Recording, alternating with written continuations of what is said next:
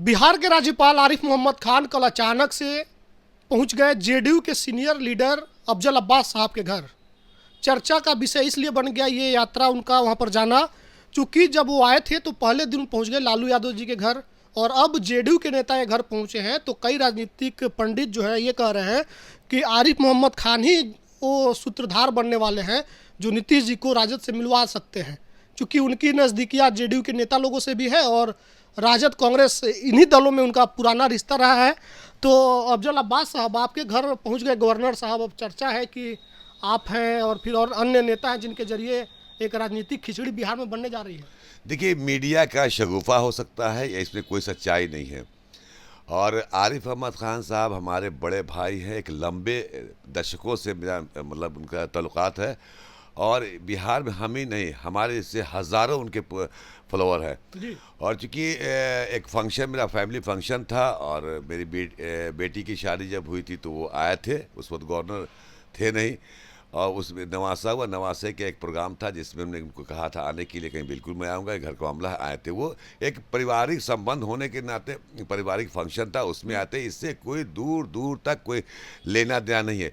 आप लोगों को कहीं ना कहीं गोशा निकालना है मीडिया में किसी से। बहुत मीडिया में चल रहा है कि नहीं, पहले राजद के नेताओं से मिले वो भी लालू जी से मिले, अब जेडीयू के आपसे मुलाकात हुई है, तो कहीं ना कहीं जेडीयू और राजद में चल ही रहा है कि लोग एक साथ आ सकते हैं, तो शुरुआत यहीं से हो जाए। हमारे भी बहुत सारे लोग तल्लुकाती लोग आरजेडी में हैं, हमारे भाजपा में भी हैं, कांग्रेस में। इसका मतलब थोड़ी है कि हम कांग्रेस में चले जा रहे हैं या कांग्रेस में चले जा रहे हैं।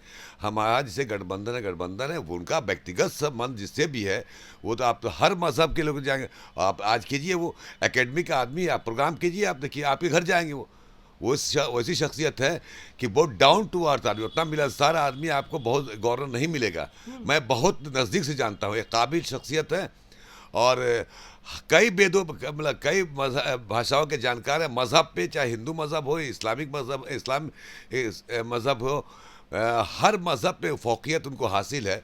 इसलिए वो एक उनका जाना, उन्होंने कई बार मीडिया में कहा कि मेरा पर्सनल मामला, हम कहीं भी जा सकते हैं, इसको उस नज़रिए से नहीं देखा जाना चाहिए। लेकिन गवर्नर साहब लगातार अपने कई पुराने साथियों से बिहार में मिल रहे हैं। आर.के. सिन्हा जी से मुलाकात उनकी होती है, लालू जी के घर चले जाते हैं, आपसे मुलाकात हुई।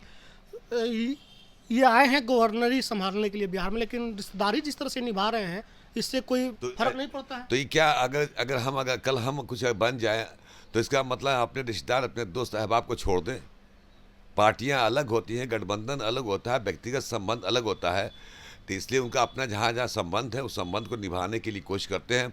यही उनकी खासियत है, यही मकबूलियत का राज भी है कि वो जब भी, आप यकीनी बनने के बाद भी हमारी उनसे बात हुई थी, पहले भी बात हुई थी, आने से पहले भी बात हुई थी, तो ये अपना जिससे जिसका लगाव है तो बोलेगा ही। अब उनके घर जाएंगे भी और जाते भी हैं, तो इसको दूसरे एंगल से, दूसरे नज़रिए से देखना कहीं से उचित नहीं लगता। ये आपका सवाल निजी कार्यक्रम में आया था, निजी कार्यक्रम आप बुलाइए, जाएंगे, ठीक है, अलग बात है। व्यक्तिगत संबंध के आधार पर वो आए थे और वो मेरे नवासा जो था उसको मुबारकबाद दी, उसके उज्जवल भविष्य की कामना की, बल्कि उन्होंने बुलाया, गोद में बैठाला, यही बच्चा है मैं जी। बड़े खुश थे।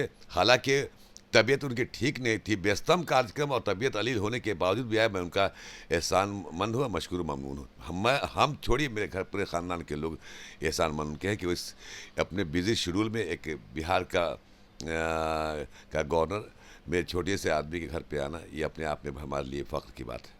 तो हमारे साथ सिया वक्फ बोर्ड के चेयरमैन अफजल अब्बास साहब थे। उन्होंने कहा कि निजी कार्यक्रम में आए थे, उनसे हमारी पुराने संबंध है, ताल्लुकात है, इसको राजनीतिक रूप नहीं दिया जाए। लेकिन कई राजनीतिक लोग हैं जो कह रहे हैं कि जेडीयू और राजद के नेताओं से उनका मिलना जुलना कहीं ये राजनीतिक संकेत तो नहीं है। इस पर हमने चर्चा की, इन्होंने अपनी बातें स्पष्ट रूप से रख दी है। वीडियो पर आपका क्या कुछ कहना है कमेंट बॉक्स में जरूर लिखिएगा। बहुत बहुत धन्यवाद।